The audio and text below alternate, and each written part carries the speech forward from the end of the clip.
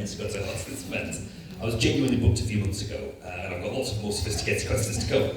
But I'm going to start with, what is immigration?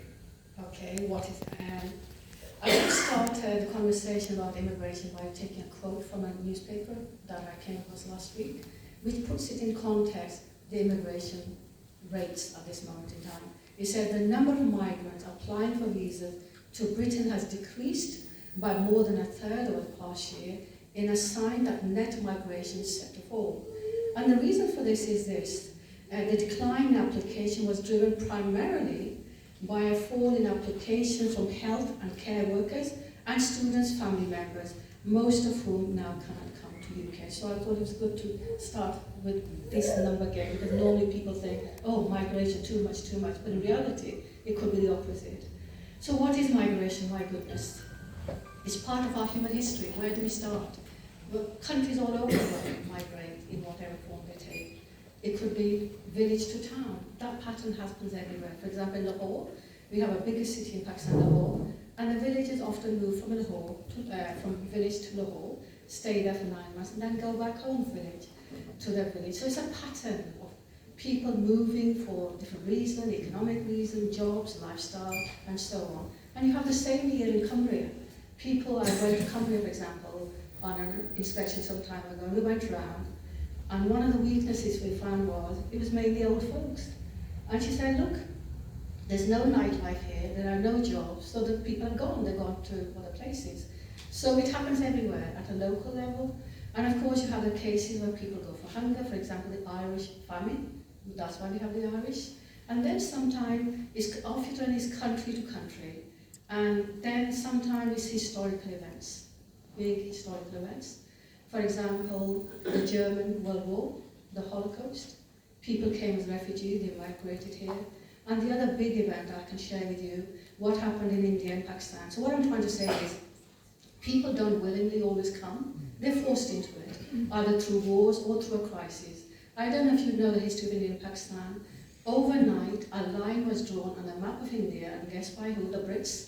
Lord Mountbatten, and people woke up the next morning, either in India or Pakistan. If they were Muslim, they had to rush all the way up to the north. If they were Indian, down south. Can you imagine? Biggest movement on earth, billions of people overnight, through no fault of their own. It was a crisis, murders, escaping, you name it, everything happened, and they were forced into it. So that's the sort of migration that takes place. All right? Everyone, you can pick up on that, answer that question yourself, or what it means to you and how you view it. Immigration? Is my wrong? No. No, it might not be, actually. Yeah, you want to flick it up there. Okay. Very well. Yes, immigration, it is about individuals moving, from one country to another for either work, it's often, to reside or for work, or even for safety, or even education. And I think one of the things we have to remember with immigration is that it actually happens both ways. It's not just about immigration, to the UK. There are actually UK citizens that leave the UK and go and reside in other countries, and don't come back. Like they might go to Dubai for work purposes, they don't come back. So I think one of the key things to understand about immigration is that it does happen both ways. It's not just about people coming to the UK, it's people leaving the UK as well. But as Keisha said, and I'm sure we're going to go into it in more detail, there's different reasons, why people have either chosen to immigrate to the UK, or maybe they were invited. As with my parents, they were invited to come here to the UK, during the late 50s, 60s, 70s, which is known as the Windrush era. My father came here as a communications engineer. He was an engineer. He was invited to come here, otherwise he would have stayed where he was if he knew what we were going to go through. He was invited to come here. At the time he was working for GPO before it became British Telecom. He was one of those that climbed up the poles and went down into the holes. But he was invited to come here. Lots of immigrants, people were invited to come here and are still being invited to come here and work, reside.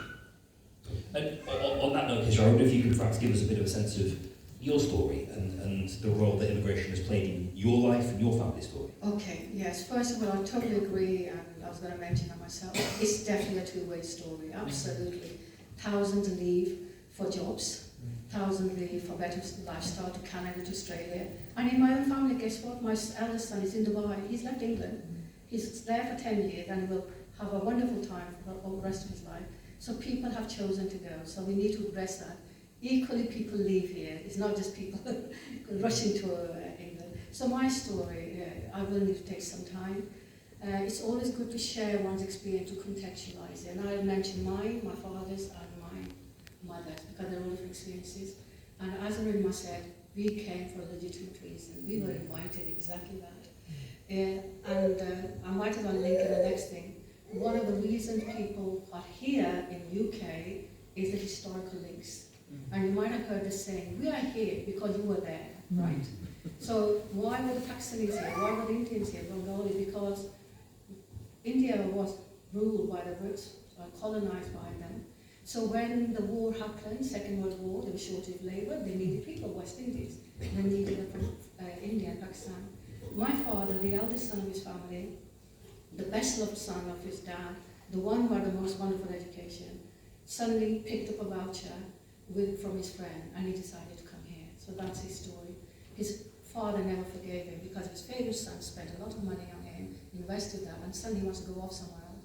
And my father said, look, it's for better living, it's for good lifestyle, the money I would make is better. So my father came, 3 years he lived on his own, and this was in the mid-60s, like many others. It was a negative experience. So remember this always, and migrants, positive is just one aspect, 70% is negative.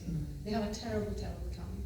You lose your family, they're back home, your grandparents, your parents are missing you, you live in the most shabbiest condition going, in the worst area, and then of course I'll talk about my experience.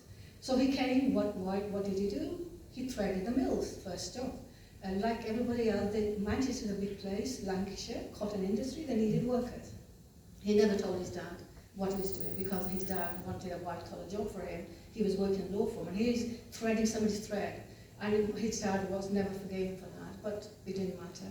Then he found another good job and came to Manchester, worked in post office. That changed our world.